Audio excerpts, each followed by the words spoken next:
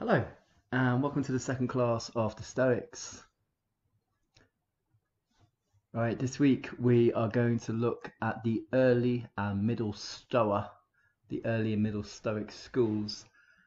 And really, the goal is to give you a foundation in understanding what the Stoics, as a primarily Greek school, thought, the kinds of things that they were concerned about. And in particular, we're going to look at their ethics because this is going to have a long bearing over the weeks to come. As you know, the name of this course is Stoics on a Sofa, the secret name. You may hear my son interrupting moments of this while I record. I hope this finds you well. And yeah, right, let me set out the agenda of what we're going to cover.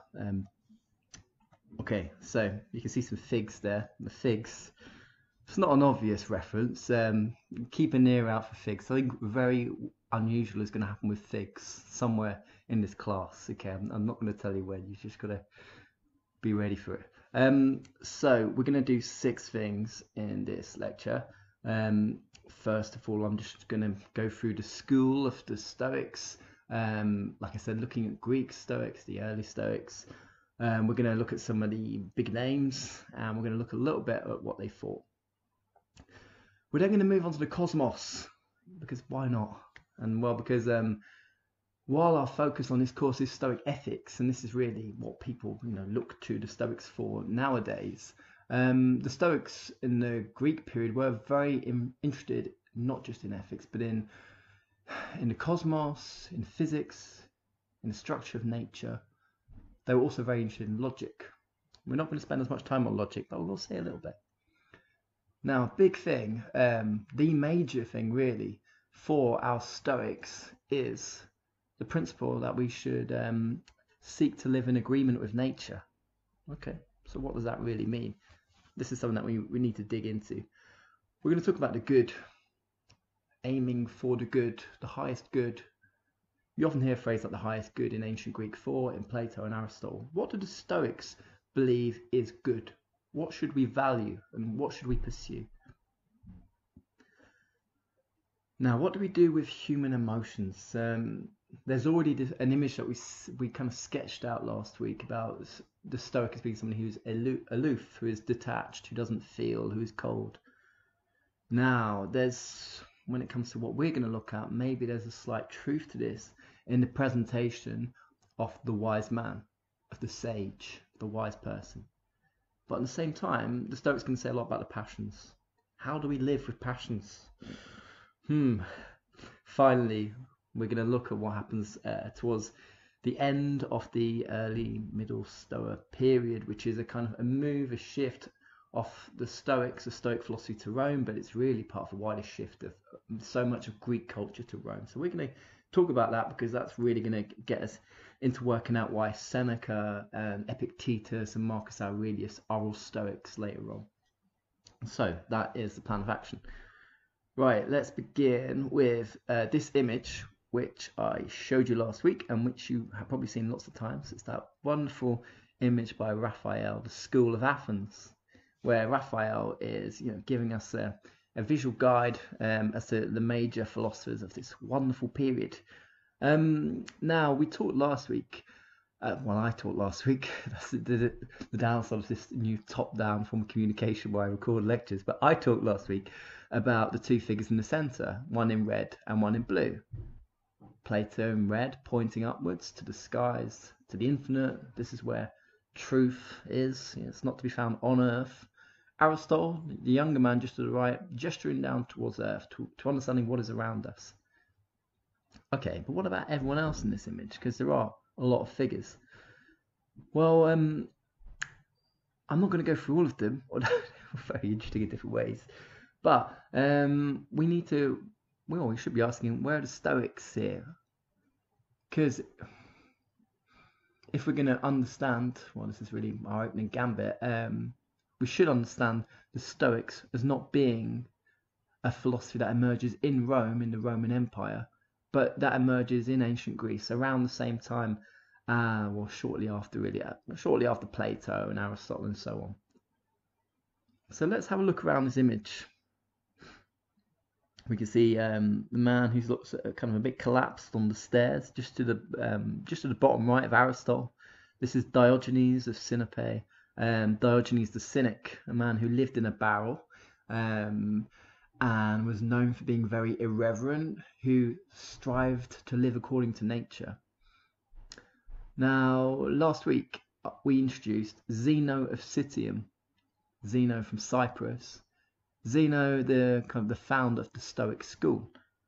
Now, Zeno, we met him at the beginning, was in a shipwreck. He is transporting stuff that he's trying to sell. I think it's purple dye from Phoenicia to Athens, and the ship sinks, and he goes to booksellers, and he hears about the life of Socrates, and he wants to meet somebody, find who can teach him Socrates nowadays.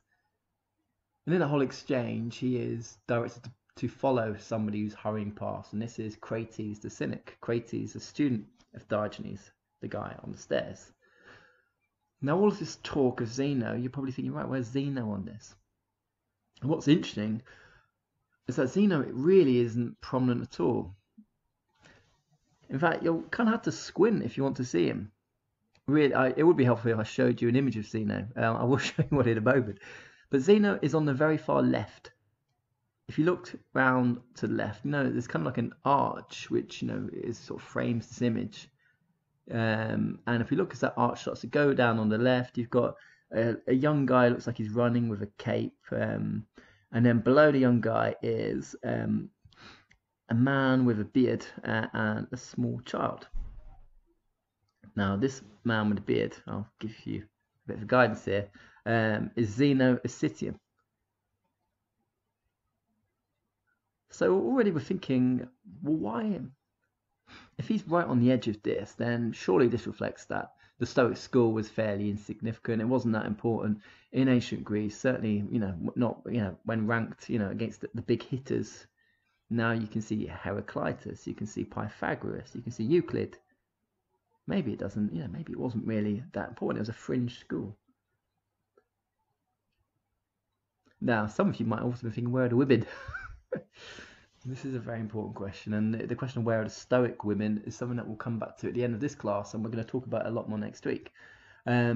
Just in terms of, there is one female figure here, you can see sort of kind of center left, labeled here as Hypatia, but I've seen other explanations of this image where this isn't called Hypatia at all, but it's just called love or something like this. In any case, okay, and here's another one. In case you wanted it in Lego, because somebody's made this for you. Yeah, Zeno's right down there. So let's talk about this bearded man, Zeno, the founder of the Stoic school.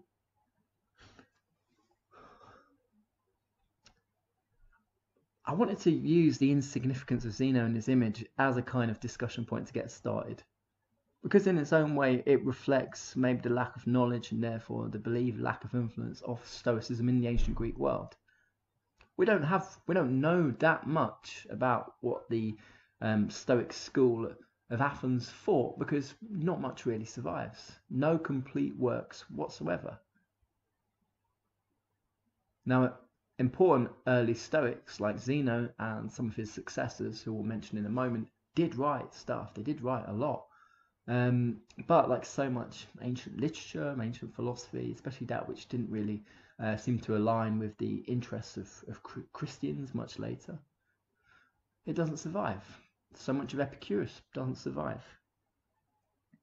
And so if we're trying to piece together what the Stoics thought, well, we have to use kind of different sources. We rely on anthologies. We rely on people that weren't even Stoics writing summaries of Stoic philosophy, usually in order to then belittle it. So this creates an interpretive challenge. What does it mean? And you might also be wondering, what does small child mean? I'm not really sure. I spent a while looking this up. I'm not sure what this small child is meant to mean next to Zeno here. Maybe we can speculate on this in our next class. So what we're dealing with here is reconstruction. We're going to try and reconstruct some elements of what the Stoics thought, and then we're going to get into their ideas proper. And that's partly why I set you these two readings for this particular week. Diogenes Laertius, and I'll say more about him in a moment, and Cicero, neither are Stoics, and both of them are writing long after the early Stoic school. Okay, so you might remember from last week we talked about where the Stoics were, or what the Stoa even means. So this is a Stoa. It's like a colonnade. Well, really what it means is the Stoa poikile. It's like the painted colonnade or the painted porch. So this was an area that was, I hope I've got it on this one here. Stoa View, South Stoa, painted Stoa. Yeah, it's just down the bottom left of this image. You have the agora where public life takes place in the, in the center of Athens. And then you have this painted Stoa, painted colonnade with, different images shaded from the hot sun, where Zeno and his followers would meet and discuss, and one person would teach philosophy. Now, one of the things that I wanted to highlight last week was the public nature of Stoic philosophy. That Zeno kind of Cenocitium brings around in people that are interested in a place that is very public. It's not locked away. Say like the image that we often have of philosophy nowadays, it not only wrapped in jargon but wrapped up in inaccessible universities. Instead, maybe this has a bearing on what made Stoic philosophy attractive, is that it aimed to speak to everyday concerns, and it aimed to speak to everyday life, and it was therefore in an everyday place. It wasn't hidden away like Epicurus' garden was, or Plato's academy. This was right in the middle. In fact, in some ways, this was the closest that a philosophical school could get to where Socrates practiced his philosophy, which was right in the agora, interrogating people right in public places. Now, let's try and ground this a little bit more, because you might be thinking, okay, early Stoics, but who are we talking about, and what time period really are we talking about? Especially this is the 5th century, and it's not quite as old as that. So I'm going to just show you a little timeline which I've found on Wikipedia. It was really good, this. Now, this is, this might be something for you to come back to at later points in our course as well. It's just a timeline of the years of the chief Stoics. Zeno of Citium, who we met before. Now, thereafter follow other influential Stoics. Cleanthes and Chrysippus, I will tell you more about those two in a moment. They are the other two that we would count within the early Stoa, almost like the first wave of the Stoics. Then we have Diogenes of Babylon, Antipater of Tarsus, Panaetius and Posidonius. These we would call the middle Stoa, and while they are kind of while they are in some cases still based in Athens, they start moving to other parts of the Mediterranean world. And really with Posidonius, this is when the Stoics are kind of have moved to Rome. Now we see a little bit of a gap. We could almost put Cicero in this gap, but Cicero isn't, Cicero sees a lot of value in Stoic philosophy, but he himself is not a Stoic. Now Seneca, who we're going to read next week, Musonius Rufus, Epictetus will have him the following week, and then Marcus Aurelius. These are the later Stoa, and they produce some of the most captivating and exciting and memorable works of Stoic thought, but they're very much focused on the ethics, and they're in a stronger position because their works survive in their entirety, whereas everybody up before that, they don't. Posidonius, Chrysippus, they themselves might have written fascinating works, but they do not survive. Okay, so thinking more about time periods then. So if our task for today is to really look at we're going to say a lot about number 1, and then 2 and 3, and then only a really small bit on the next 4. We can see that our time period is about 300 years. 300 years? Yeah, 300 years. Of which we're going to focus really on, I don't know, what's that, 200 years, 150, 200 years. So when is the action? The action is the 3rd and 2nd century BC. And let me just bring up some years for you. So Zeno, this is when he's born, 344 BC. So it's kind of shortly after the period of Socrates. It's a time in which Athens and ancient Greece has great political and cultural influence and power over the Mediterranean world, but this is in decline. And what happens towards the end is that basically the Greeks are defeated by the Roman Republic and they become a province of Rome. Yeah, right. We talked about the painted colonnade, and these are our middle Stoics. I have this stuff on the slide, but I've kind of already told you. Okay, let's talk a bit about Zeno, Citium. Now, I'm not going to go over stuff from last week. I want to tell you something slightly different. Now, when we looked at that image of the School of Athens just now, we were thinking about the kind of the being literally on the periphery or the margins of the way that the Renaissance remembered Greek philosophy, and therefore that might make us think, and something I've sat on already, that really these early Stoics weren't really doing anything that was that interesting. Okay, they met in a public place, great. But maybe what they taught was just a load of platitudes and truisms, and there isn't really anything of philosophical value for us to look at, in which case we can press stop here and just skip to Seneca. But my challenge over the next however long this goes on for, me recording this, is to say, no, actually there is some really interesting stuff here. We just got to work out what it is. Now, we're looking at an image, a statue of Zeno, because in Athens, there was a very prominent statue of Zeno. It wasn't this one. This is a more recent one. But what's interesting, and this is something that Diogenes Laertius mentions, is that the fact that there was a very prominent statue of Zeno in Athens, and the fact that it was built at public expense, the public kind of put money for it to be built, is a sign that the Stoics, at least publicly, were very well regarded, and were probably more well regarded, it would seem, than Plato and his followers, or Aristotle and his followers, because there isn't a statue to Plato, there isn't a statue to Aristotle, but there is a statue to Zeno Citium. So Diogenes says, whereas, well, you can read this if I do I need to tell you it. Yeah, let me just highlight one bit. Now, we might want to think here about what happened to Socrates. Okay, he drinks the hemlock. What's he charged for? What did he do wrong? Well, one of his charges is that he corrupts the youth of Athens. So it's interesting to think about the wording here. That Zeno is described as being devoted to philosophy in the city, and has continued to be a man of worth in all other respects, exhorting to virtue and temperance those of the youth who came to him to be taught, directing them to what is best. So here is someone who doesn't corrupt the youth. Now you might be thinking, was there something shady about this accusation? And really we might think, well, it's kind of the trumped up political reasons why Socrates is charged.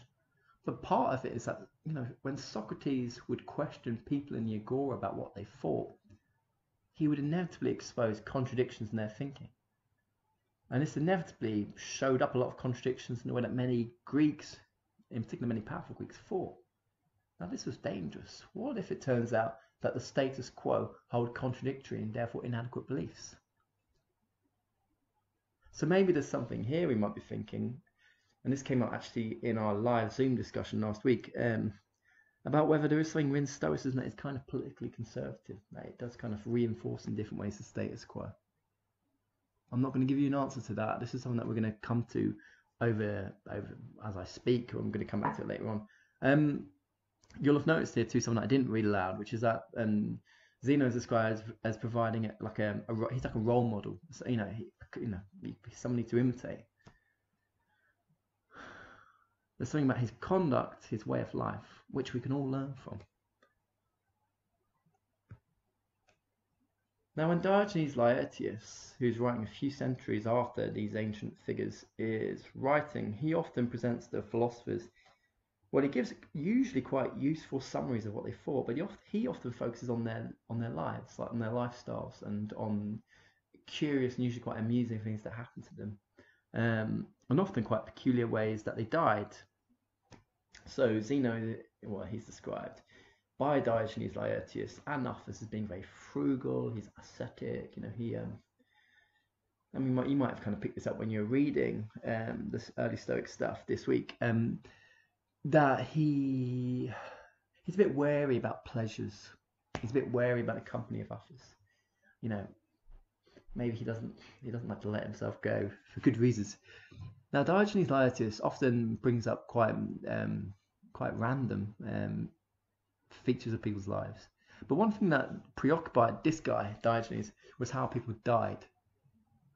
Because in a way, and it isn't really spelled out in his book, The Lives of the Eminent Philosophers, but in a way for Diogenes, the way you die shows your fidelity to your own thinking.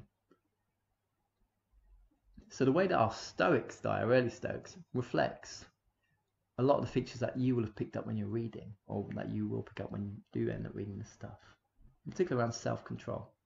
So, how does Zeno die? Okay, so Diogenes tells us. Bear in mind, this might not be true. Zeno tells us that this is how he died. On leaving his school, he stumbled and broke his toe. He struck the earth with his hand and uttered the line from the Niobe.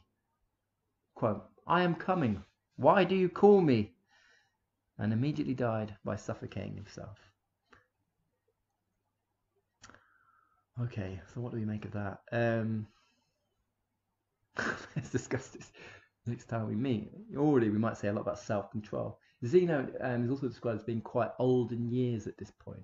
And so part of his, when he believes he's been called, he takes this as a sign that he may, this is a sign that he should die, so he kind of kills himself through choice. I'm going to give you enough of death in a moment, and it involves the figs. Diogenes, this wasn't an excerpt from the reading that I set you, but this just appears elsewhere in his work. He talks about some of the later Stoics. So we should be thinking about them as a school. So what does that mean? Is there a syllabus? Is there classrooms? No, they're just meeting in one place. There is one person who's like a de facto leader, almost like a seminar leader, who is usually the one who's kind of teaching groups of people that will kind of listen to him. Usually it's a him. And we'll be writing down some of these lessons, but not always. Some people running schools don't teach. Don't write down. They usually appoint a formal successor. This successor is usually chosen because they're likely to kind of keep up the kind of the direction of thought that the previous person had. So Zeno has some followers, and Diogenes tells us about them. One of them is Ariston of Chios. He is nicknamed the Bald. Anyway, there's a nice point that Ariston makes. We're not going to look at Ariston in any real detail this time around. But Ariston says that a wise person is somebody who must be like an actor. But the actor, let's think of like a theatre company, will be given many different roles. And the point is not, you shouldn't be judged on the role that you're given, but more in how fittingly and how effectively you can perform any given role. Be it Thersites or Agamemnon, be it somebody heroic or tragic or so on. Now I'm letting this be a little bit vague because I want to come back to the analogy of acting and dancing a bit later. Some of you might pick this out in the reading, what it means to be a good dancer or a good actor. This is important for the Stoics. Now, Zeno's successor, you'll remember from that Wikipedia image, is Cleanthes of Assos. Now, one thing that's interesting, let's keep in mind here the whole idea that the Stoics are teaching and working in a public place. And let's remember that Zeno is a guy from Cyprus, so he's not from Athens, who doesn't have citizenship, so he can't partake in Athenian public life, who is a merchant, so he's neither poor, he's somewhat wealthy, but he's not born into the aristocracy in the way that Plato is. Now Cleanthes is described as poor. He is described as a poor man. Diogenes says that he had to work for wages. Now we all have to work for wages. Well, most of us do. But in Greek society, this is actually slightly unusual because normally you would own property, or you'd be a merchant of some sort, so you wouldn't need to work that much. Now Cleanthes does. He's poor. He arrives in Athens with 4 drachma. It's not much basically, And he's often described in quite a physical way. So he's a boxer. He's very physically strong. And Diogenes Laertius tells us that he's a gardener, but he gardens because he needs the money. Diogenes says, by night he laboured at watering gardens, whereas by day he exercised himself in arguments. Now you're probably thinking, how does he die? And again, it's a bit wacky. So he dies because he starves himself after getting inflamed guns. You can find out more about this. Again, you might be noticing there's a common feature here. So here are some Renaissance images of Cleanthes and Zeno. There's a bit of difficulty. If you ever want to find an image of Zeno of Citium, often in the Renaissance world, you just get Zeno, and this can be confused with Zeno of Elea. Now, does that matter? Who's Zeno of Elea? Well, you might know about Zeno's paradoxes. These kind of logical things, you know, like when like a rabbit and a tortoise are racing, and how is it, you know, how can the rabbit ever catch up with the tortoise? They're just these kind of strange little thought experiments that Zeno of Elea produces. Zeno's paradoxes, so Zeno's somebody different. So if you ever want to find an image of Zeno, usually they never specify who it is. So this might be Zeno of Elea. Okay, that's probably a random fact that you didn't really need to know. Let's talk a bit about Chrysippus. So this is Chrysippus, and he is the successor to the Stoic school after Cleanthes. Now, Cleanthes writes a little bit, and he organizes in a bit more systemic fashion the teachings of Zeno, and we're going to go through these next. But Chrysippus does a lot more work, and Diogenes describes him as somebody who's very hardworking. He worked harder than anyone else. According to Diogenes, he writes 705 works, so maybe 705 books, which is a huge amount. Now, we don't know how long these books were, but this is, you know, it's a vast amount. Again, Diogenes tells us these like unusual features about him. Yes, these are also things that because there aren't many other sources, we don't know if they're true or not. So Chrysippus of Soli, again like Cleanthes, he's not from Athens. He's a long distance runner. And I don't know, some of you might be thinking, if you have been into running or jogging in the past or currently, if there are any kind of correlations between the mind's, you know, self-control of long distance running and Stoic thought. Anyway, so Chrysippus, right, here come the figs. He has quite an unusual death. So there are two different accounts of how he dies. One is that he just died while he was drunk, or the other that while he was laughing. But the figs come into it. And actually, his death is peculiar because it's an instance where there isn't self-control. So we hear from one account that he died when, quote, he's at some kind of festival, and it says, there he drank sweet, unmixed wine, and losing his head, left the realm of men on the fifth day at the age of 73 in the 143rd Olympia. Unmixed wine. So our Greeks would usually water down wine, and you know, if you know Plato's Symposium, this is a moment later on where I think the wine becomes less and less mixed, and you know, it becomes stronger, and therefore people get more drunk. But the alternative story is about the figs. So another account goes that he died after being seized with a fit of laughter. For when an ass had eaten his figs, he said to an old woman, so give the ass some unmixed wine to swill, at which he cackled so heartily that he died. Yeah. Right, no comment.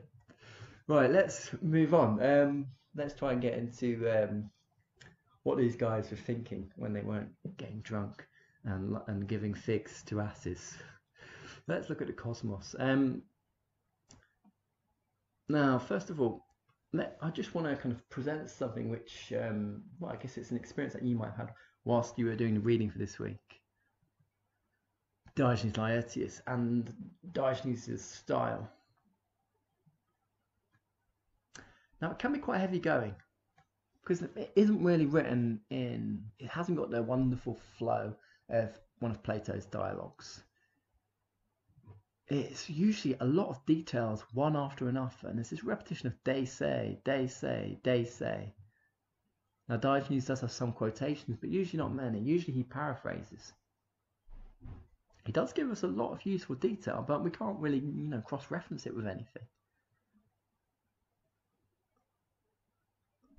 Now it's interesting to think about Diogenes Laertius and the Stoics through a different kind of thought experiment. So Diogenes is writing centuries and centuries after the early Stoic school. He himself has only got a small number of sources to work with, so he's usually looking at second-hand stuff himself. And he provides an account which comes down to us, and which provides us with a great deal of what we now understand the early Stoics to have thought. Now let's consider as a thought experiment life in the year 2432 AD. So 412 years from now. Which does seem unthinkable, but let's think it for a moment. Let's imagine there has been, a vast number of global wars. Automation has completely transformed the nature of work.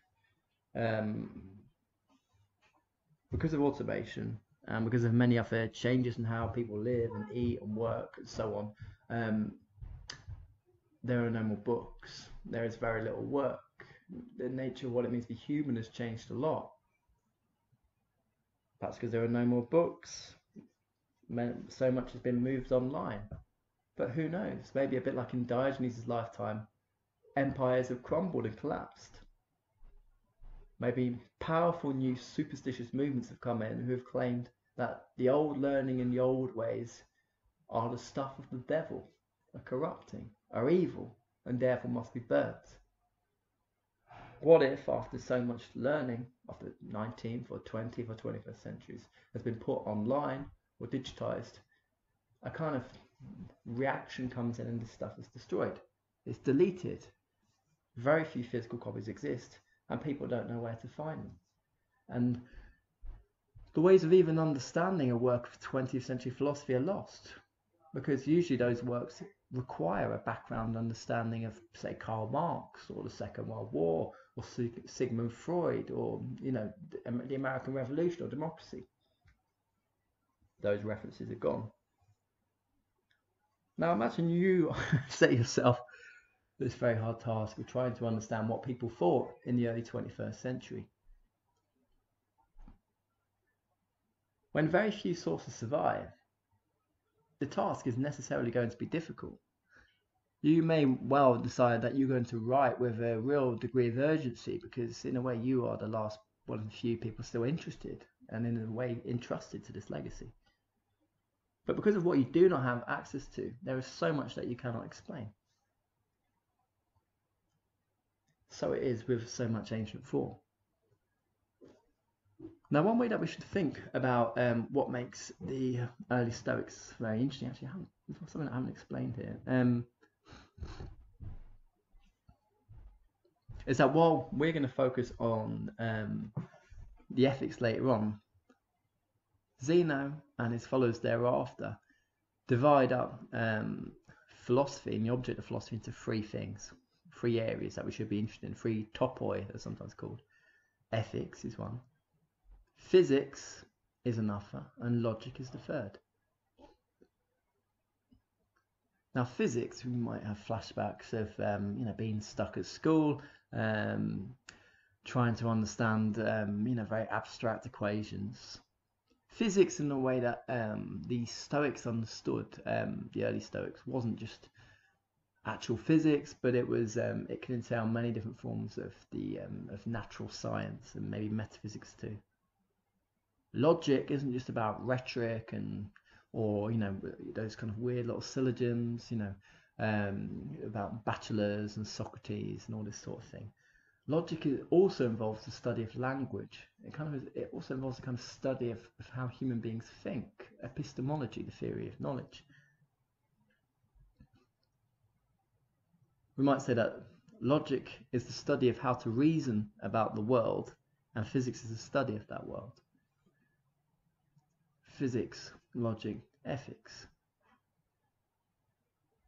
Now the thing, when we're reading Diogenes, and we're just reading page after page, and it becomes, a little bit too rich, it can be quite fatiguing, dare I say it, maybe even boring sometimes to read a lot of it in one go. What we need to do is think about what makes the Stoic thought so original and so exciting for its time period. And for that, we need to think about what we know about the ancient Greek world. So, this image in front of you, Icarus and Daedalus. Icarus, Daedalus' son, they escape. I can't remember the full story, you probably do better than me. But they manage to escape, and, with these kind of glue and feathers. But Icarus is so, enchanted with flight that he flies too close to the sun, and then his wings melt, and then the glue melts, and he tumbles from the sky. It's tragic, isn't it? And it's a parable of a human ambition overstepping its reach. Now, when we think back to the ancient Greek world, we need to remember that this is a polytheistic society, a society where there are many gods. Zeus is kind of at the center. But the story of the gods is one of conflict. The gods are passionate, the gods are irrational, the gods are amoral. The gods don't really care about human happiness whatsoever. They often intervene when it suits them. Human affairs, like the Trojan War, are a kind of sport. They're a kind of gambling fixture for the gods. They don't really offer us any useful moral advice. The earliest Greek literature, as we know it, Hesiod and Homer, is dealing with a kind of history, but a history in which the gods walk alongside men, walk alongside heroes. And that's what makes it kind of hard to, separate human history, because it's so wrapped up in myth, and because human beings end up becoming mythologized in different ways. So let's think about this with the ancient Greek world. A world of gods, the fates, where there's an oracle, where there's superstition, divination everywhere. So there is something actually really quite radical about the unremitting materialism of the early Stoics. So what do we mean by materialism? Well, this is the view that the Stoics had, that everything that is real. Everything that is has physical existence. Everything that is material. It's matter. What about God?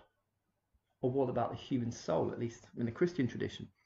Well, we'll try and cover this in a moment. But already we can see that when there is this emphasis on understanding physics, logic and ethics, this is about the world of nature. This is the world of human beings. This isn't the world of the gods. And that is radical. That's Brad Pitt again. Hello. But a world of myth and Moses on the left.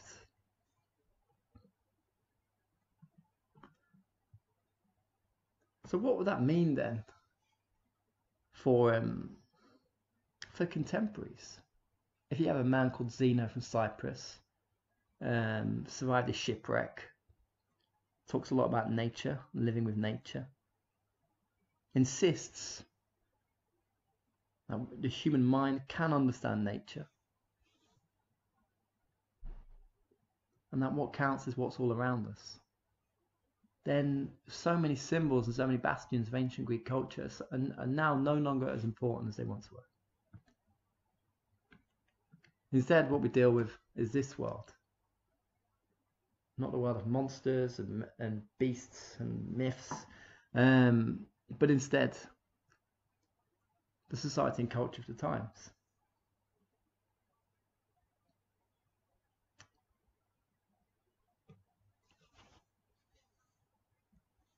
Now, it's interesting to think why this would, why the Stoics are so keen to turn our minds away from what is mythical and what doesn't exist. So we look at this this vessel in front of us. We have panthers on the left who are black, and then we have these griffins that are like on the top row at the center. No, the sphinxes, sorry. And then at the bottom you have goats and lions. So in the ancient Greek imagination, it's okay, to have the mythological and the real side by side, as it were. But this isn't really going to be very helpful for someone like Zeno and others for understanding how we should live and what is valuable, because that is through this concern with nature, this concern with understanding ourselves as of nature. Now we get other clues that Zeno is a political radical and a social radical in other ways, and this is usually when other contemporaries are describing his politics in the Republic. So this work is called The Republic, and because it's basically named after Plato's Republic, but it takes a lot of the key ideas and it just turns them on the head. One of the things that Zeno wants to abolish is money, and also money is a form of exchange. Wives will be held in common. No question here about husbands in common, but it's a kind of free love that really benefits men. Culture is useless. He wants to get rid of temples. He wants to get rid of law courts. This is somebody who, it's interesting now if we think about the fact there's a prominent statue to him. Much of what he's saying is such a radical affront to the culture of his times. And maybe this gives us a slight clue as to why something like Stoic thought and its materialism was dangerous, was not wanted by early Christians, because of their concern instead with faith and with the soul and with resurrection. The early Stoics have no time for this whatsoever. Zeno also writes The Art of Sexual Love, and this also kind of points to the wide-ranging subjects and focus. Also points to something that will come to near the end of this, which is an interest about human passions, but also with a kind of godlike image of wisdom and where the two lie. Okay, so I mentioned just earlier about the three topoi: physics, logic, and ethics. Let's talk a little bit about some of the images that are used. Diogenes talks about these that these Stoics have for trying to understand how the three fit together, and they're quite memorable images. One of them is an egg. Now this is an outline of how things are supposed to fit together. So according to the Stoics, according to Diogenes, each one has a different value. Logic is the shell of an egg. The yolk is physics, and the egg white is ethics. Now you might be thinking, okay, well the egg, from what we understand nowadays, the egg yolk, the yellow bit, or sometimes the red bit, that's kind of like the important bit in some ways, because that's what is going to nourish an embryo. So does that mean that what really counts for the Stoics is physics? Is kind of the study of nature? Well, perhaps. I've read different things on this. An author account that I read said that the Stoics, back then, they didn't know. They thought that the egg white was more important. Okay, is this too much detail? Probably. Another image that they use is that philosophy is like an animal. So let's think about our hen that is laying the egg. So logic is the bones of philosophy, and the sinew, like the dense muscle. Ethics is the flesh, and physics is the soul. So actually here, physics, the study of nature, is really what counts. Well, it seems more counts the soul here. Actually, you might be thinking, what does that mean, the soul? If I mentioned that they're materialists earlier. And what I'll just say briefly here, that what the how the Stoics imagine something like soul, they would call it pneuma, is it's a life force that pervades a living thing, that animates a living body. I'll say more about this in a minute. Now, another analogy is like tilling a field. And this is Van Gogh. It's a beautiful image, isn't it? So, according to this analogy, logic is what is the walls and hedges that surround the fields, what give it its structure, its overall shape. It's kind of what enables us to understand and frame what is there. Physics is the land, the trees, the soil in which things grow, in which things are understood. But ethics is the fruit. Maybe ethics in this analogy is what we gain from an understanding of the others. Ethics is the way we live as a result of this knowledge.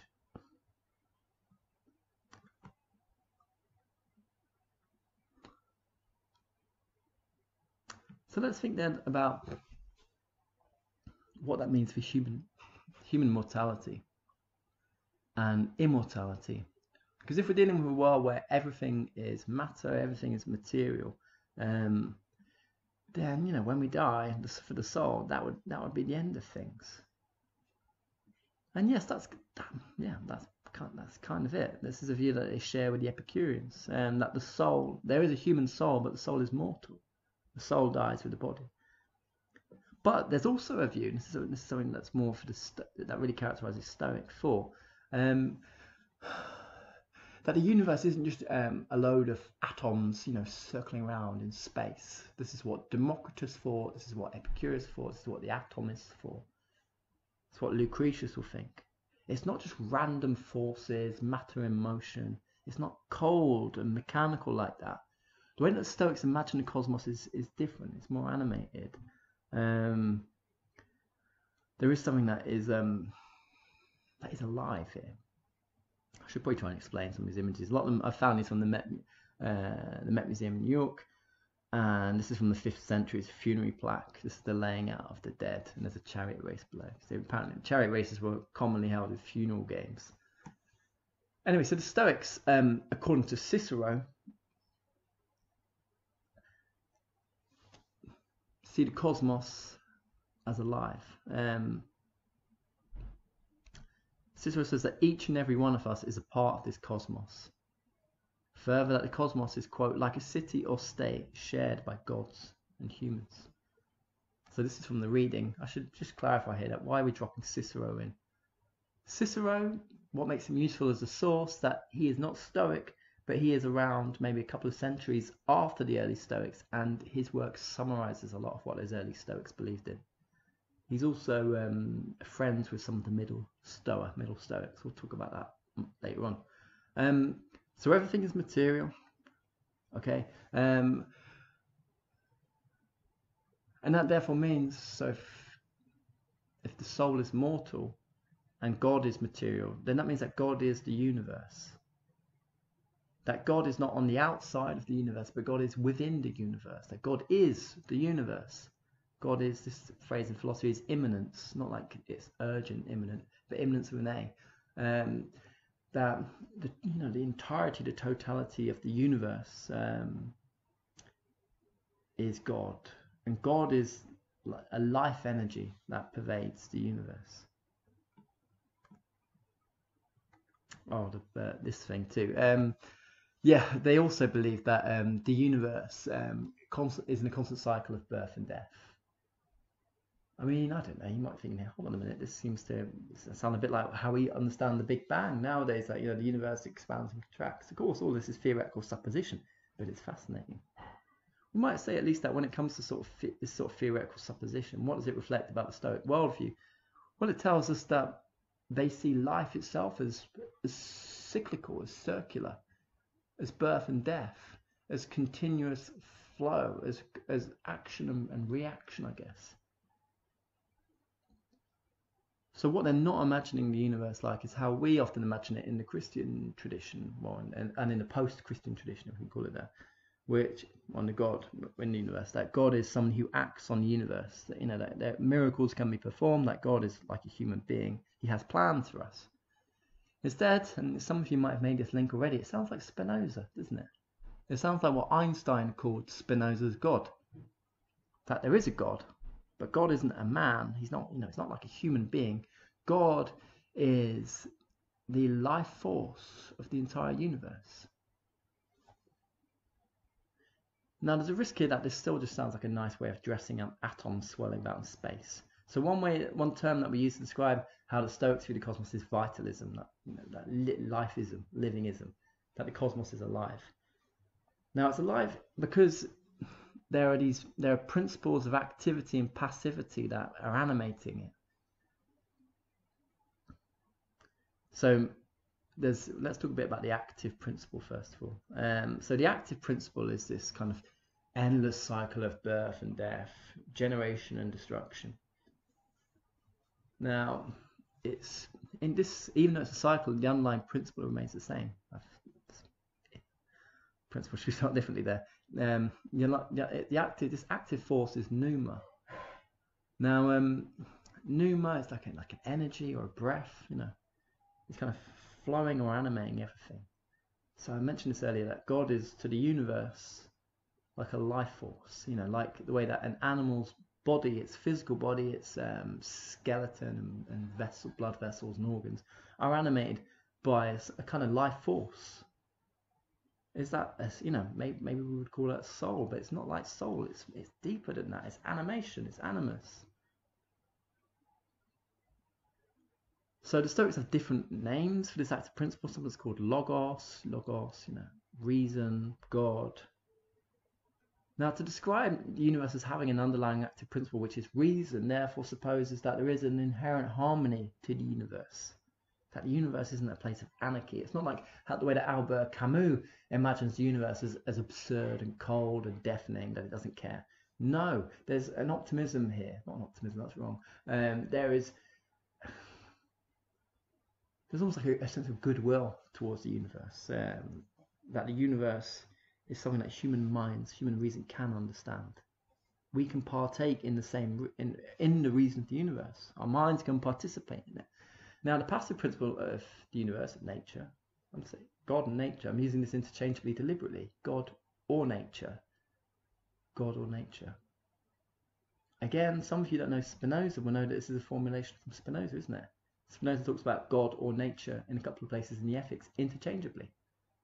Now, Spinoza is very influenced by the Stoics. I hadn't actually realised this until I started teaching this course. That God or nature are interchangeable. So there is an active principle, but then there's a passive one of the physical bodies, physical extension and matter. So this is briefly an introduction to the Stoic cosmos. Endless life. There isn't a prime mover. There isn't somebody who sets the dominoes in motion. That's what Aristotle imagined, and then it re-enters the Christian tradition through Thomas Aquinas. Nor are the gods completely detached. God is interested in our lives, but that's not because there's a mind in this way that's interested in our lives.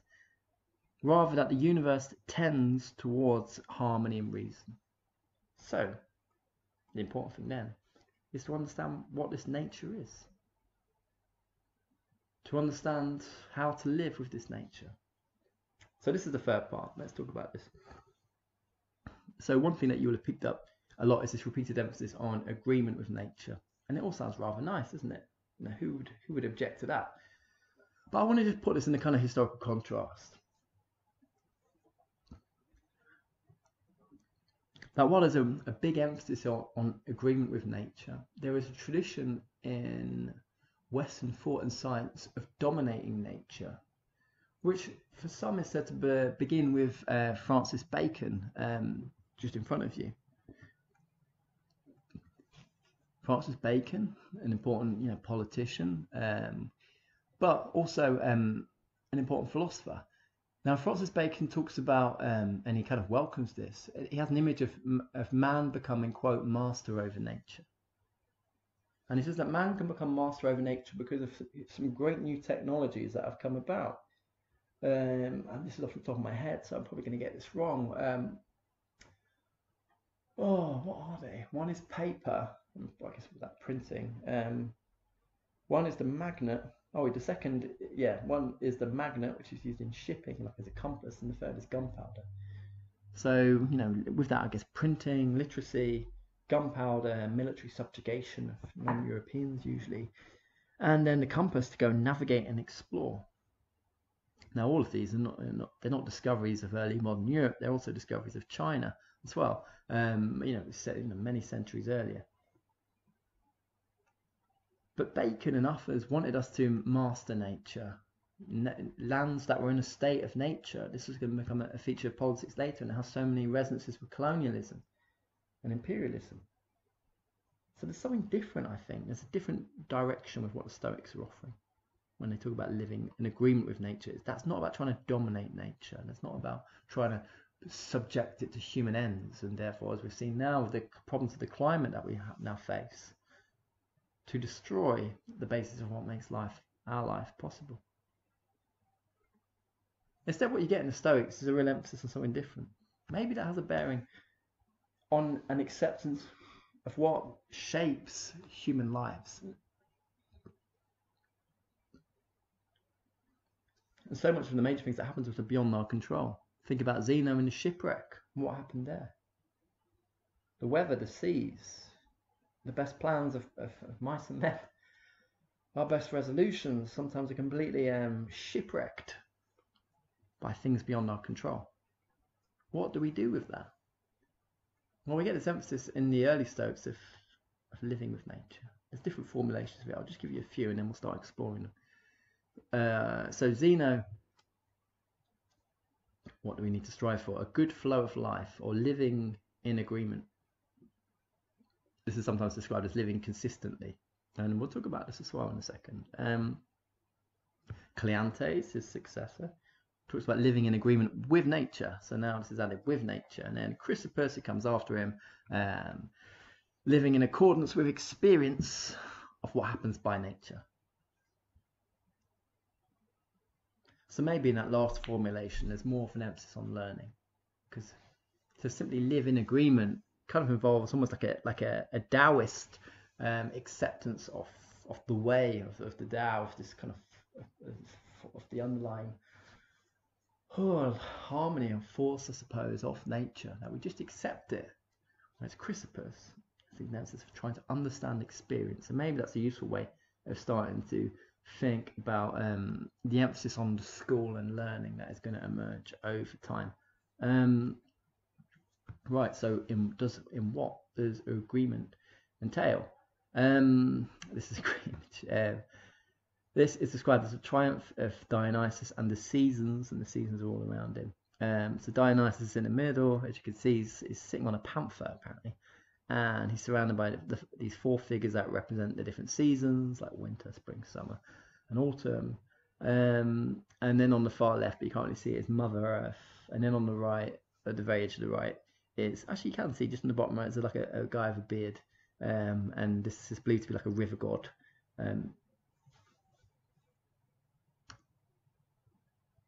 I chose it because it reflects the way in which we could say in ancient Greek culture there's more of an acceptance of nature, an understanding of nature and the gods living in nature, an understanding the seasons, and seeing human life is shaped by the seasons. Think about the way we consume fruit nowadays. Maybe we don't observe the seasons, seasonal produce in the same way. That's just one of many signs in which the way that we live isn't so in agreement with nature, in the way that these Greeks would have understood. Anyway, let's drill into what these Stoics are starting to say.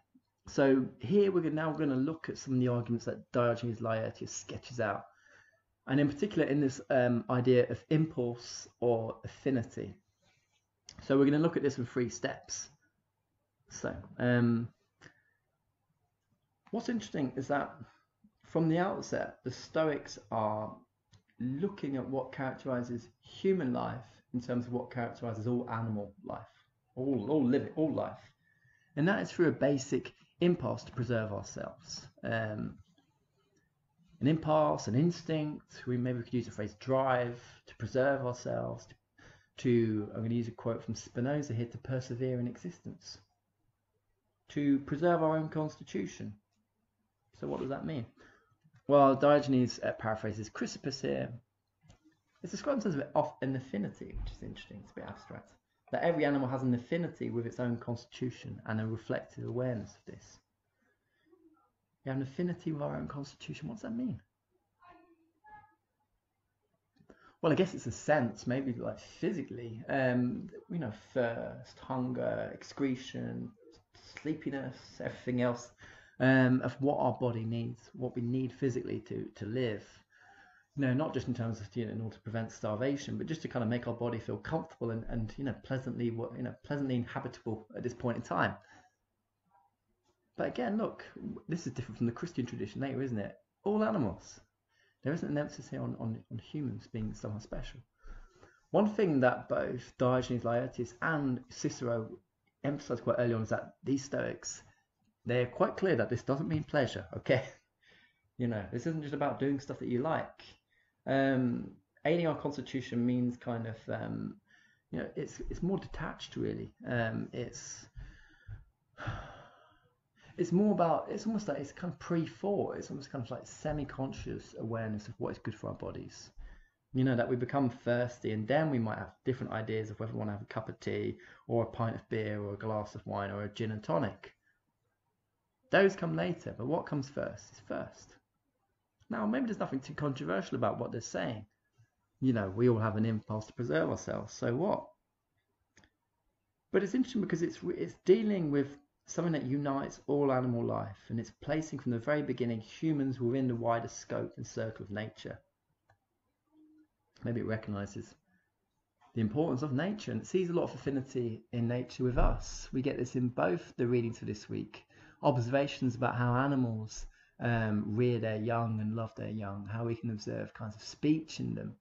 And this is an image of a young girl, holding some doves who are about to fly away. This is actually from a grave.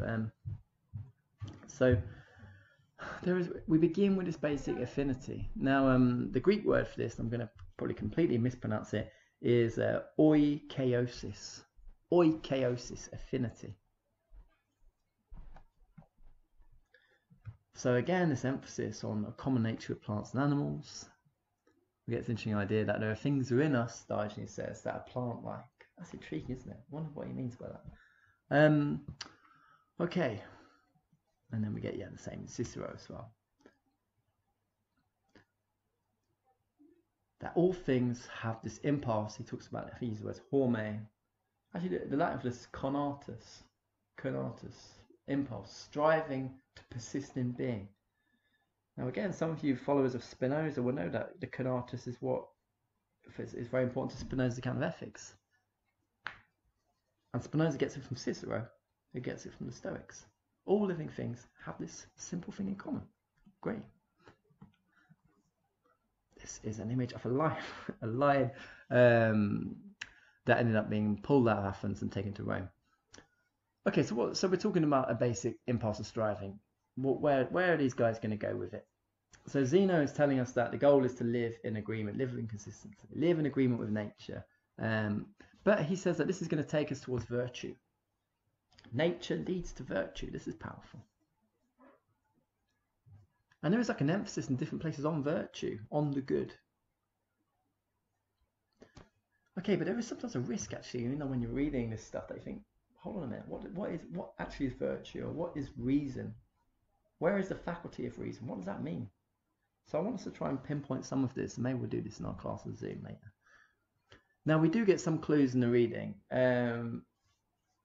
that virtue seems to involve what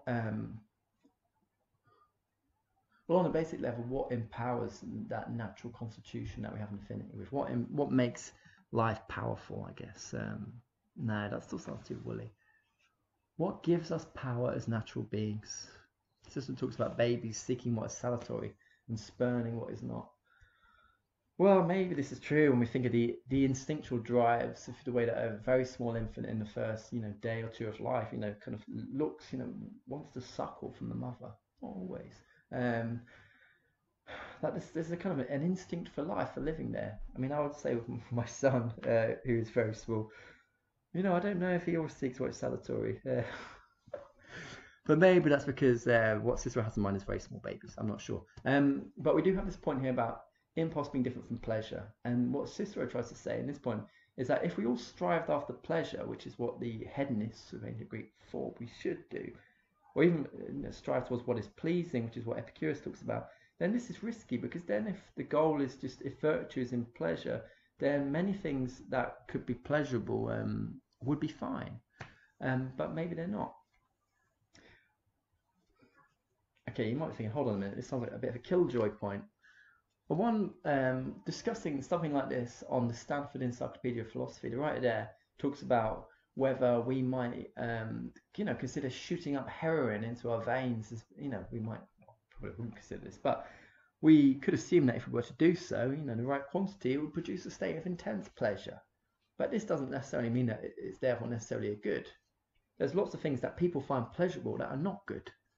So what we need to focus on is not what is pleasurable in itself, but what is good for our nature, what is good for other human natures, what is good for others as well.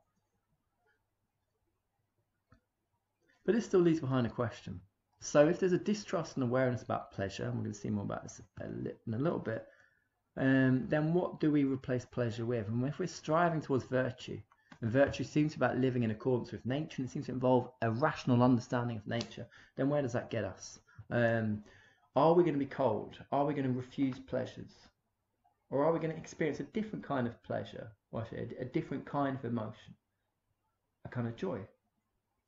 The question here, and this is something I will try and answer in a little bit later, is whether the Stoics are advocating not feeling any emotions, or whether they're trying to get us to see that our emotions should be separated out, many of which are passions, and which involve some sort of falsehood, and some of which are kind of good emotions, what Spinoza will call active emotions, like joy, like serenity, like strength of mind, like courage. Okay. Right, new section. We're going to talk about the good here and what the good really means. So we've already been trying to ask, what virtue means. Let's try and work out what the good is and what is good and how we're going to work out what is good. So one way that we can think about what our Stoics are trying to do is through the Greek word eudaimonia, kind of good-spiritedness, contentment. Now, Aristotle emphasizes heavily that the goal of that philosophy should be about trying to find the conditions of human eudaimonia, of our contentment and our flourishing.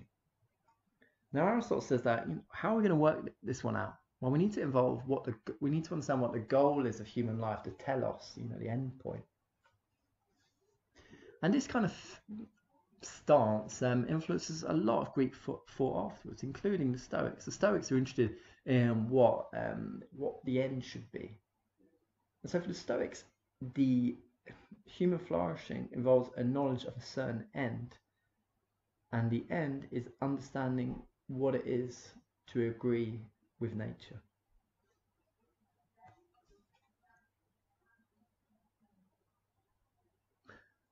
Again, though, we're dealing with something where at first it sounds like it could be quite passive. We're trying to describe something that is active.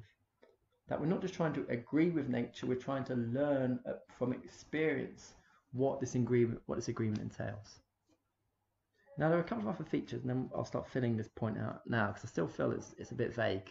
So the Stoics are interested in what is consistent with itself. We get this in different ways. Remember, Zeno was talking about consistency, agreement, and so on.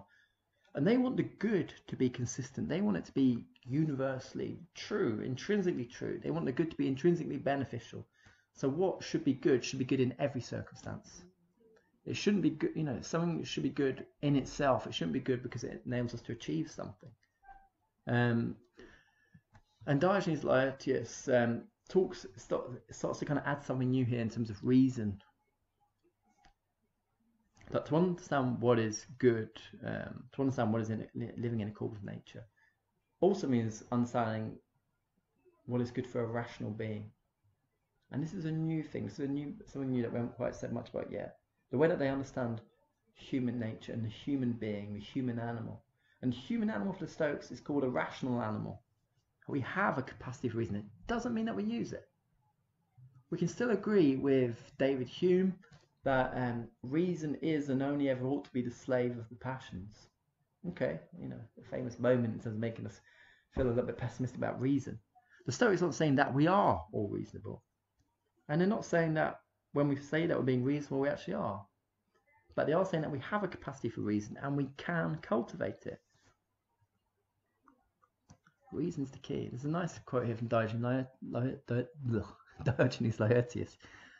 And he's describing what reason can do. And reason supervises.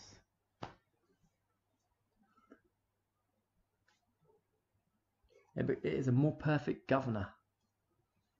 It kind of supervenes on impulse as a craftsman dealing with matter, the potter on a wheel. turning the clay into a pot, into a shape. Reason gives us that power, gives us this kind of direction, a sense of control.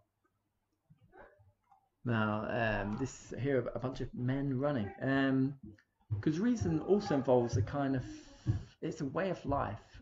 It's a way of life that involves a training and a form of exercise and practice. You practice it again and again. Now, the Stoics call this ascesis. That philosophy is an exercise concerning what is beneficial. Now, what does it mean to exercise with the Stoics? Well, we're talking about man being a rational animal, and we're talking about the cultivation of reason. We're talking about reason being something that helps us steer and understand our impulses so that we can live more effectively. So Cicero gives us a clue here. When he says Diogenes, he's talking about Diogenes of Babylon, who's one of the Middle Stoics. So Diogenes of Babylon says that the goal is reasonable behaviour in the selection of things according to nature. So we've already got that initial thing about the agreement with nature, which is quite passive, but now we're getting an emphasis on selection and learning and understanding. That's what reason is going to direct us to. It's going to get us towards ascesis, to understanding. Now let's think about a couple more images that our Stoics use. One is of archery, and those of you that have read the John Sellers book, Everyday Lessons in Stoicism, he talks about this analogy as well. It comes from Antipater of Tarsus, and Cicero discusses it, but it's a bit dense in the reading actually. I think John Sellers' reading is much better. So the problem is that when we think about what is good, we usually think about what a good is going to get for us. So imagine that we're looking at an archery contest and we are looking at this guy here, aiming, wanting to fire. Now one archer hits the bullseye, but the second, the arrow goes straight over the target and somewhere in the distance at the back. Now we might judge the second archer a failure, because they've missed the target. The goal is to hit the target. The goal is to win in a certain way. Now, this is a look at archery in terms of an instrumental way. What the archer does is their aim is to achieve something. Their aim is to hit the target. I'm being a bit woolly here, but what the Stoics want to say is something a little bit different. That there are many times where a really, really, really good archer will miss the target because it's windy. Because something unexpected happens, because somebody right behind them sneezes. Now we shouldn't just focus all our attention on the good life in terms of achieving an end point. We might even say in a Christian tradition like going to heaven or something. But what really counts instead is not the end, but it's the getting there. It's not the destination of the path, it's the way you walk the path. What matters is not the target, but your excellence in performing as an archer, in your skill, your virtue. Greek, it's arete, it's skill. So Cicero uses a couple of other analogies. He talks about being a dancer or being an actor. And he says that, well, you know what? The Stoics don't think that philosophy is like medicine. That's interesting, because we've talked about the medicine analogy, the philosopher as a doctor analogy last week. We're not trying to just heal. We're not trying to just get us somewhere. Instead, philosophy, the ascesis, the exercise, is a craft. It involves training, it involves self-discipline. Here are some dancers. It involves, and I'll give you a quote here, that we do not think that wisdom is like navigation or medicine, but rather like the craft of acting or dancing. Thus its goal, the proper execution of the craft, depends on it itself, and is not sought outside itself. That the dancer, the actor, or the dancer, or you can say the musician, become skilled in their instrument, or skilled in rhythm, and skilled in moving their bodies. They do it in a consistent fashion. They do it in an excellent fashion. And this self-consistency, this way of life, the way of the dance, the way of acting, is a bit like the way that the philosopher lives. It isn't just about thinking, is it? It's not just about trying to reach a state of enlightenment. It's about living a life that is enlightened.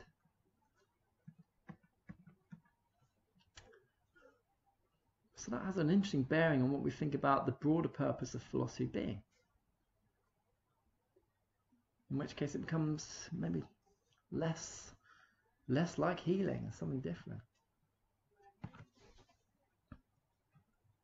Let's think of a few more points here. One of the things that is often highlighted in terms of understanding the Stoics nowadays is the four virtues. And four virtues, they basically, like Zeno just nixed them off Plato. And the four virtues are prudence, courage, wisdom, and temperance, like self-discipline. Now, so Zeno, I mentioned very early on, I mentioned this last week, that his first teacher is Crates, who is a cynic, but Zeno also attends lessons by other philosophers. He is a bit, kind of a bit polyamorous in terms of his philosophical thinking. He draws on Plato and Aristotle as well. And this is one of the places that he does draw on Plato. So the virtues are prudence, courage, wisdom, and temperance. Let's think about what these reflect. The quote just there, I'll come back to in a moment. But again, these are things that reflect the way that we live in the here and now.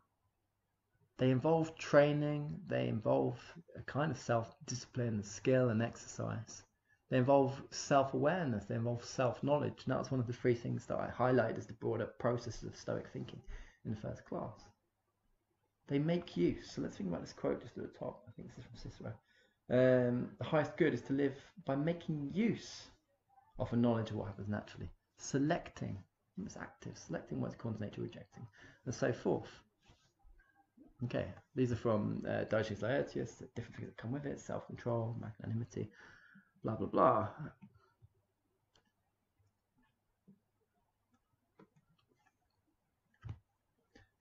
So we're dealing with a form of exercise, kind of wrestling,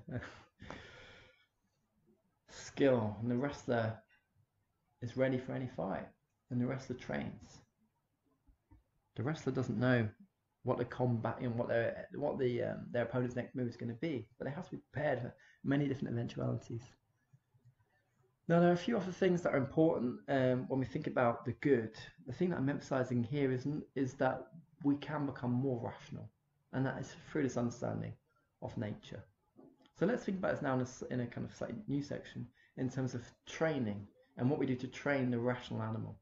So again, in the reading, we get a couple of clues. We get the mention of catalepsis. Some of you that did the Martha Nussbaum course, she talks about catalepsis a lot, actually, these striking moments, these upheavals of thought in which our thinking is transformed by an experience.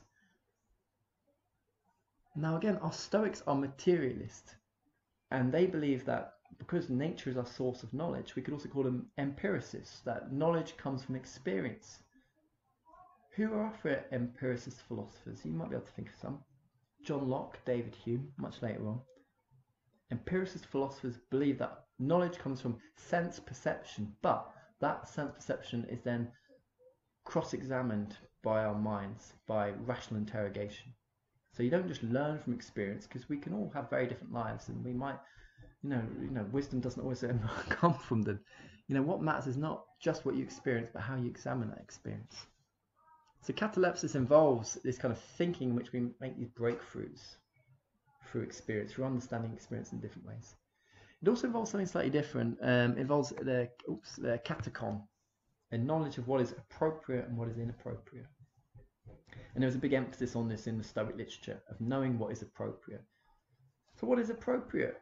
Again, a term like appropriate suggests, what is socially appropriate, and our Stoics have something slightly different in mind. Cicero tells us, the first appropriate action is that it, like a thing, should preserve itself in its natural constitution, and then it should retain what is according to nature and reject what is contrary to nature. Okay, so again, it's a whole underlying, nucleus of Stoic thinking, living in agreement with nature, understanding the nature of that agreement with nature. God, okay, that's complex. But a few other things besides. So we've talked before about self-control, and there is a distinction, and Diogenes Laertius talks about this, between goods that are internal, that are inside, like virtue and vice, from things that are external, like having good friends or being in a peaceful country. So we need to kind of keep these in mind. And what our Stoics wants to really focus on is the internal goods, like a wrestler, being strong, being ready for anything. because societies can crumble, because a free man can be kidnapped and sold into slavery. So external goods are always going to be outside of our control ultimately. So we need to focus on the internal stuff. There's also this quite convoluted discussion about indifference. How you become indifferent to indifference. And Zeno of Sinope talks about how some indifferences are to be preferred and some are to be rejected, even though we're meant to be indifferent to all of them. So why does that matter? Well, it comes from a rejection of something that you get in Cynic philosophy. Remember Diogenes, on the stairs, collapsed. Diogenes, the guy who lives in a barrel. So the Cynics believe that we should just be indifferent to all material factors. But that sounds like a bit of a tall ask, doesn't it? We surely, some degree of wealth. I mean, I don't mean like excess riches, but like owning your own home or having some savings is going to be good for you. That might enable you to study philosophy. Maybe physical health. This is surely going to enable it to be good for you to kind of think.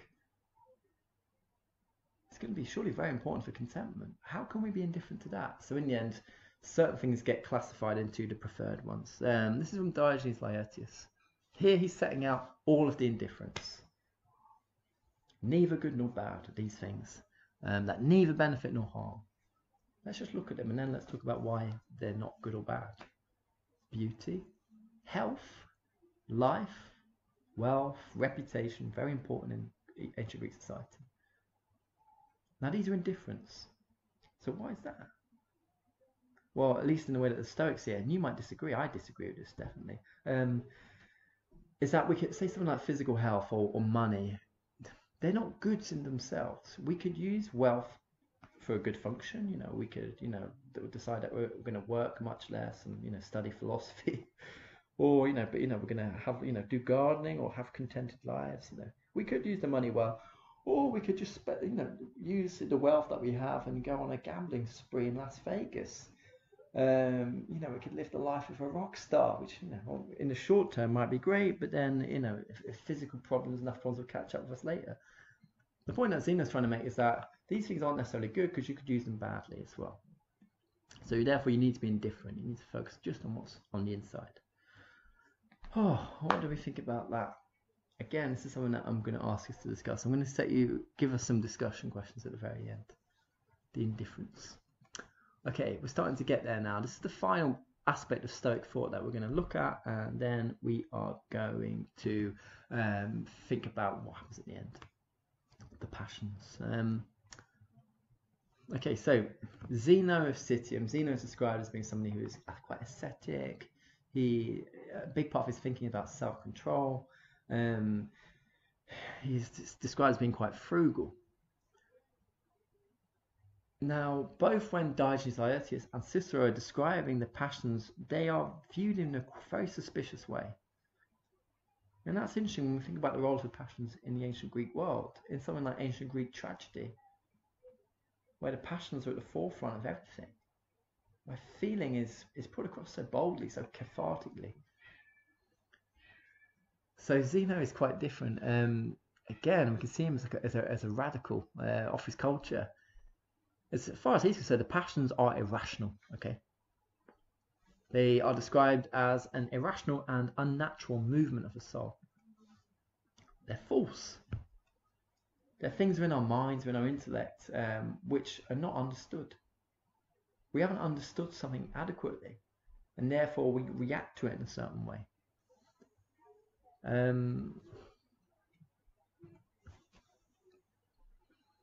Now, the problem with the passion is that it's a mistake.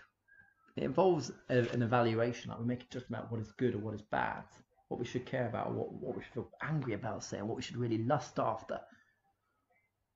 But for the Stoics, these passions are a mistake because they usually involve us over or undervaluing something. We usually give assent to something that isn't true, it's false. Let's try to fill this out. So Chrysippus gives an example. And he writes a book called On Passions, which is like all of his stuff is totally lost. So greed is described as a supposition that money is honourable. Drunkenness, wantonness, and so on. So these emotions involve us, seeing there's something that we really want, we really reject really powerfully. But the problem isn't so much, that, it's not really about money, or it's not about physical health, because that's just what these are the impulses of life.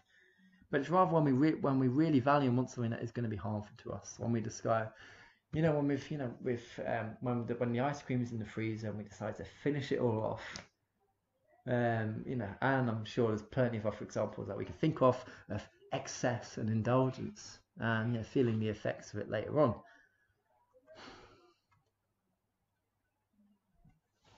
Again, let's think about that in terms of how it's an affront almost to Greek life, to the Greek chorus, in which public emotions and public feeling and channeling those feelings is everything. Now, we read about in Diogenes Laertius that the passions are split into 4 categories. They are pain, fear, desire, and pleasure. These are the 4 kinds of passion you can have. Now, all of them are described as being irrational in different ways. So pain is described as being an irrational contraction. And there are different species of pain, and this comes up in the reading, pity, blah, blah, blah. Fear is also irrational. It involves the expectation of something bad. But the expectation is, what is implied here is that it's something that may not come to pass. Desire is described as an irrational striving. Again, it involves like lust, basically. Pleasure is an irrational elation over what seems worth choosing. Now, maybe with some of the above, like panic or envy, we can see an irrational form of, overvaluing things or worrying about outcomes that are unlikely. Even with, say, anger, we can see the problems there about this kind of desire for payback and how this might be based on, a misperception that we've been slighted and we haven't. But pleasure is different, because some of the stuff here just sounds quite good, doesn't it? Enjoyment. Enjoyment is described in Diogenes Laertius as a kind of incitement to the soul to slackness. And would you describe that? When you enjoy yourself, is it an incitement to slackness? And is that therefore a bad thing? Rapture? A breakdown of virtue? So there is undeniably here in the account of the passion something that is about self-control and self-denial. And it does mean the loss of certain things that we would consider to be qualitatively so rich and so wonderful to human life. In part, maybe it reflects another aspect of the ancient Greek worldview, of human beings subjugating what is animal. This is an 8th century sculpture. There's a man on the left, and a centaur, half man, half horse on the right. Now, there's a bit missing basically, but he's apparently spearing this poor old centaur on the right. Centaurs are associated with the passions because they're half animal. They're not civilized. So the question I asked earlier is, are the Stoics basically telling us that we shouldn't feel any emotions? Are they just advocating coldness and detachment rather than something different? Rather than, in our discussion last time, non-attachment, as Mitra mentioned. So here, you're going to need to make up your own mind here. I'm just going to give you a couple more aspects. That while these passions are bad and are irrational, Diogenes tells us that the Stoics do have some good states, and one of them is joy. Joy and caution and wish. Now, these are the good states, and the bad states are like their opposites. So the opposite of joy is pleasure. The opposite of caution is fear. And the opposite of wish is desire. So what's the difference? Joy versus pleasure? We could just use those words interchangeably. We might want to think here of pleasure here as being like titillation or like an excessive stimulation of something. Whereas what the Stoics try and do is they try and claw in reason. So reason is reasonable elation. Caution is reasonable avoidance. Wish is reasonable striving. So we're not getting rid of avoiding or striving or elation. It's just that they're reasonable. But what does that mean? What does it mean to be reasonable? Where is reason? You tell me. Again, there are some clues in what we find out about the sub-forms of these different good states. So we hear about tranquility, we hear about goodwill, we hear about kindliness, we hear about respect. So there's something that we need to work out here. Is this about coldness, or is this about a good life that involves a joy and a serenity of mind, which could involve, a great sense of happiness or even love, because there's no mention of love here. It could involve a love of others, a love of nature. I think it could. I don't think that this means that we should conclude on coldness. I think it can involve another way. But just finally, the Stoics are, certainly some things they put forward do seem to suggest, at least in the way that they describe the wise man, something which is well beyond the powers of human beings. This phrase that Stoics believe that they have in themselves a kind of God. Now, I've shown you this image before. Throw down to the thinker, but it's one of the forms of the thinker, with the gates of hell in the background. Now, what's interesting is the Stoics present the wise man in a way that is kind of unlike the rest of their philosophy. So they've been talking about understanding and living in agreement with nature. They've talked about the exercise, the training, the understanding what is appropriate, rational learning, becoming more aware, that we can learn to be good, basically. But the wise man is perfect. And so there's some quite funny characteristics of the wise man. You might be able to think of a few. I mean, the wise man is amazing, the wise man. We could call him the sage or the philosopher. Or if you're thinking that this is too gendered, it can be gender neutral. It's a very patriarchal society. But the wise man doesn't experience any passions. He is austere. He's not phony, okay? And he drinks. Don't worry about that. He's not total killjoy, but he never gets drunk because he doesn't do anything to excess. Everything's reasonable. He has a couple of pints. He doesn't get carried away. He doesn't fear death. That's an interesting one. He doesn't fear pain. And this results in some of the really powerful statements of Stoicism that we'll probably come to later in this course. That the Stoic doesn't fear death. That the Stoic isn't touched by misfortune. Let's hear Cicero on this. Cicero says, magnanimous and strong-hearted men are able to despise and ignore everything which fortune can bring to bear against man. Now, this is reminiscent of Socrates, that a good man cannot be harmed.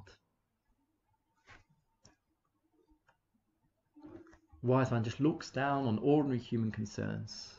This might be reminiscent. Some of you might have read this in John Sellers, of where that Marcus Aurelius talks about the concerns of other human beings. Actually, Martha Nussbaum does as well. That most people get really het up and upset about things that aren't really that important. They overvalue them, and we should look at them in the way that a child gets upset when we take away their toy, like my son does when I'm trying to get into bed. Cicero here seems to paraphrase Socrates in the quote that you can now see in front of you. The man, I say, whom we wish to produce, whom we are looking for, should certainly have faith in himself and his life, both past and future, and should think well of himself, believing that nothing bad can happen to a wise man. Now, there's one other thing which I think is kind of controversial, maybe we'll talk about this as well, which is the role of slavery in a slave-owning society. Remember, a lot of our Stoics are not necessarily well off themselves.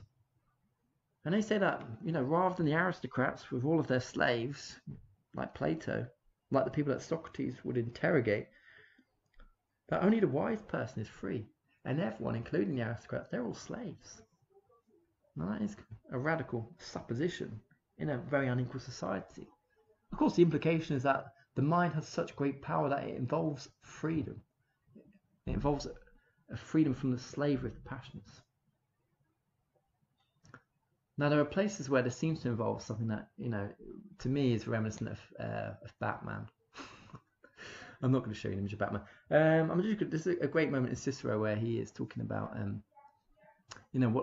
what the wise man is about. Some of these I've kind of gone over already. The wise man does no harm. They harm neither others nor themselves. They're not prone to pity and they forgive no one. Cicero is quite clear about this. They do not relax the penalties which the law fixes as relevant, since giving in and pity and equity itself are the vapidity of the soul that aims to substitute niceness for punishment. So they're not afraid to be too harsh, because there is a law of the universe. The wise man is astonished at none of the things which appear to be wonders.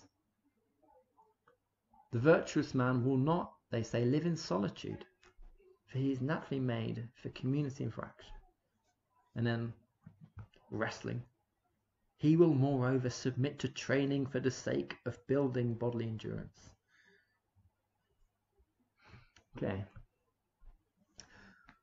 There's more that I think we could say about the wise man in our discussion when we meet. But the wise is, is given preeminence over all others. Only the wise are friends.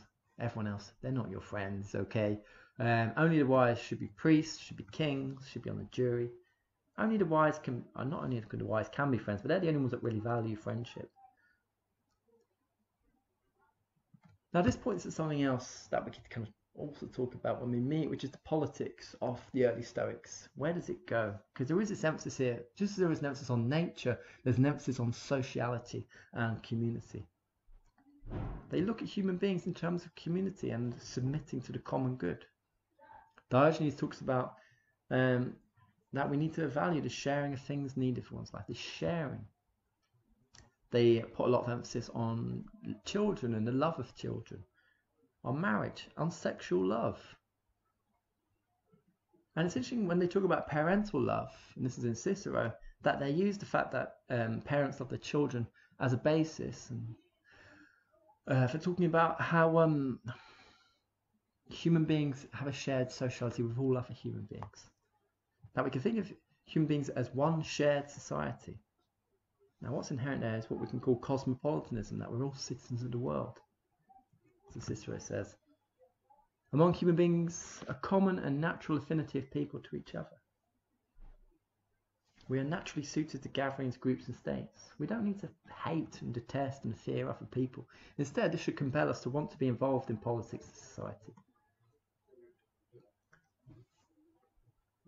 Moreover, Cicero says that this should lead us to want to, quote, put the common advantage ahead of our own. For just as the laws put the well-being of all ahead of the well-being of individuals, so too the good and wise man, who is obedient to the laws and not unaware of his civic duty, looks out for the advantage of all more than for that of any one person or his own. So just as there is a kind of self-denial and a coldness about the passions, so there is a kind of compulsion and an emphasis to take part in politics, to celebrate the common good, to put the common good as the first principle of politics. Now, you know where this gets a big emphasis? It's not in ancient Greece. It's later. It's in the Roman Republic and the Roman Empire. That the welfare or the well-being of the people is the supreme law.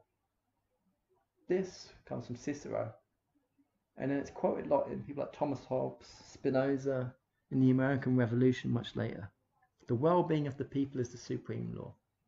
And this is from the Stoics. So maybe there is a politics here, maybe more than before. Okay, right. This has turned out to be a bit long, isn't it? Right, so you're still listening.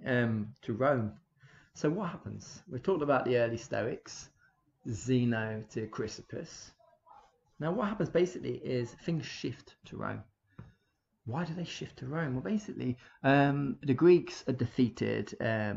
They decide that they're going to side with, there's some rebellion somewhere, the Achaean War.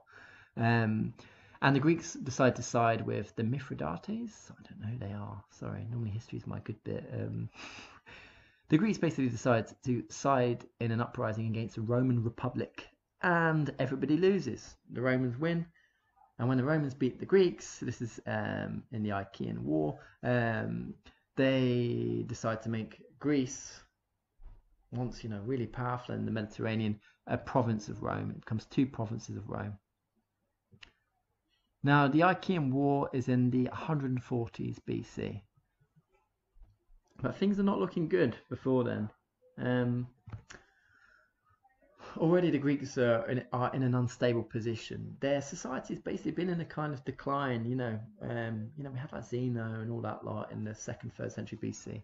But the Roman Republic becomes more powerful over this period. So the Greeks are kind of wanting to appease this power, in the way that we appease. People talk about China nowadays.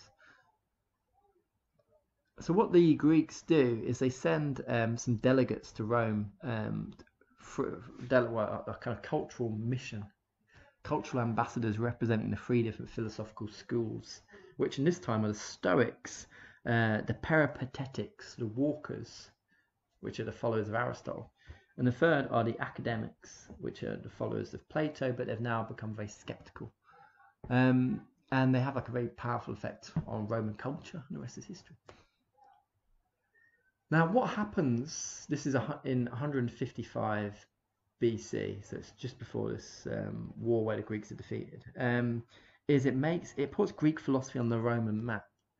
And lots of prominent Romans become very interested in the Greek world and Greek culture, and just as they're very interested in the architecture and the gods and everything else, so they become interested in the philosophy, and they bring that philosophy to Rome in different ways. In particular, a lot of advisors to powerful Roman people are Stoic philosophers, directly or indirectly. I'll tell you more about them in a second. What I do want to say is that there is a kind of background of the Stoics of giving political advice, and this happens even in Greece. So, like Alexander the Great, after Alexander dies, there is a dynasty called the Antigonid dynasty, which is led by this guy called Antigonus, and he is apparently a student of Zeno. So this, it's a kind of dynasty that rules Greece and Macedonia. And the guy who leads it is a student of Zeno, a student of the Stoics. And he asked Zeno to teach his son, I think it's called Demetrius or something, but Zeno says, I can't teach your son, I'm too old. So he sends one of his students, Perseus, and Perseus ends up teaching his son. What does this mean? Well, we can use this to build together a couple of things. That a lot of our prominent leaders at the time looked to philosophers for advice. Alexander the Great himself was taught by Aristotle. Cleomenes of Sparta is given advice by, I'm going to pronounce his name completely wrong, Spyrus. Spyrus is a Stoic. And in Sparta, some Stoic principles are put into practice, like they redistribute the land and they give citizenship to foreigners. Now, the Greeks are defeated by the Romans, and when the Romans defeat the Greeks, they decide to destroy the city of Corinth. And this is an image from the 19th century of Corinth being destroyed. The guy on the left is a Roman coming in, and these are lots of really kind of distraught, Corinthian widows. Because what happens, I guess, is that there's a moment where Greek culture, where the focus shifts to Rome. So let's think about this mission, the Athenian Delegation. So we've got our Stoics, our Peripatetics, and our academics. They're coming to Rome, and they've been sent by Greece in order to impress the Romans. So the academics, Carneades, I'm sorry I mispronounced his name, he kind of shocks the Roman public because one day he says that justice is inherently good, and then the next day he comes back and he says that it's not inherently good, and what matters is just being convincing. Now this shocks the Romans because he is able to argue brilliantly for one side and then the other. Now for the Romans, this seems to point to the inherent relativism of philosophy. Let's think of all the anxiety about postmodernism nowadays. It's basically just like this. Now the Stoics are represented by Diogenes of Babylon, and he is more influential. And we even saw Cicero kind of bringing in Diogenes in a couple of places. Now a lot of prominent Roman aristocrats start looking to Stoic thought for their teaching. Brutus is one, and actually Brutus's second wife ends up becoming a prominent female Stoic philosopher later on, and we'll hear more about her next week, really. Cato the Younger, these are on Middle Stoa, I should say. Posidonius, Panaetius, and Antipater.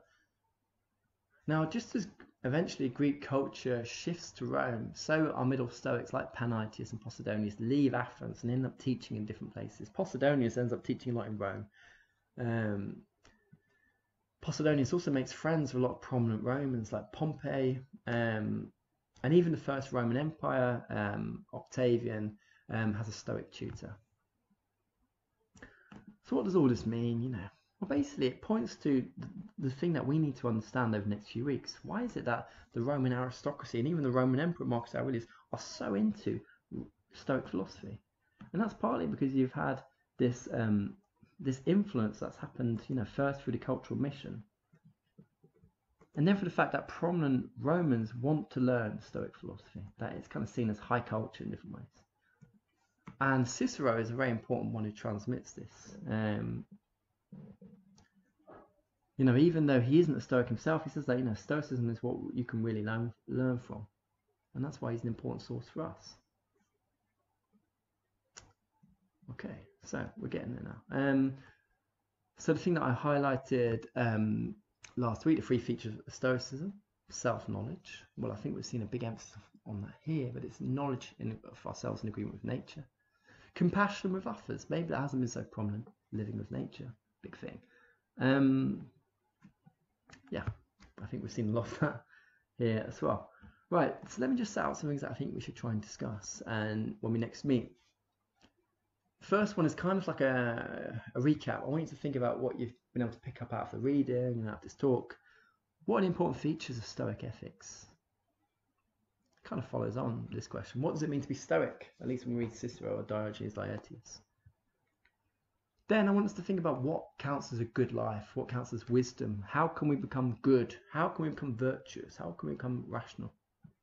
What constitutes the good? Is it attainable? And then a wider question, is all of this going to make us more detached? Is it going to lead to, does Stoic thinking tend towards self-withdrawal? Or is there a kind of politics here? This is what we're going to need to work out. So we're going to discuss things 1 to 3, and you can basically use the same Zoom link from last time. It'll also be up on Moodle. Now, here's a female Stoic philosopher. This is Portia Catonis, who was the second wife of Brutus. There haven't really been any female Stoic philosophers in this class, just because there wasn't really any in the Greek Stoic school, but there are quite a few in the Roman Stoic world. And this is what we're going to look at next week. We're going to look at some female Stoic philosophers. We're going to look at 3. But the reading for next week, in particular, is Seneca. We're going to look at one of the greatest hits of Stoic philosophy, Seneca, on the shortness of life. I'm not sure what bit I'm going to give you to read yet. I'm going to think about this, and I'm going to put something up on Moodle by the Monday that we have our class. Yeah, I really look forward to doing this one with you. Okay, all right. So I think this has been enough. Right, thank you everyone. And yeah, let's see what we make of these earlier middle Stoa and the figs when we next meet on Monday. Thank you very much everyone, and let's speak then.